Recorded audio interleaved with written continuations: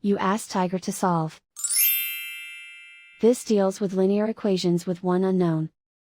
The final result is x equals 3/2.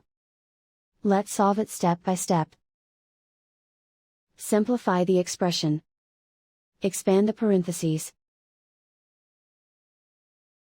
Simplify the arithmetic. Group all x terms on the left side of the equation.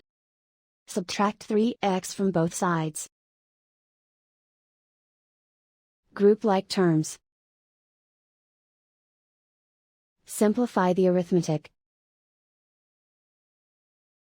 Group like terms.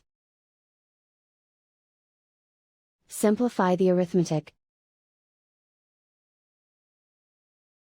Group all constants on the right side of the equation. Add 9 to both sides.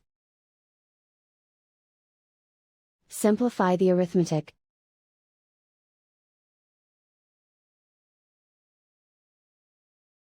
Isolate the x. Divide both sides by 2.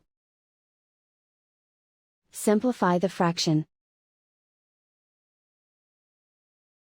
And so the final result is x equals 3/2.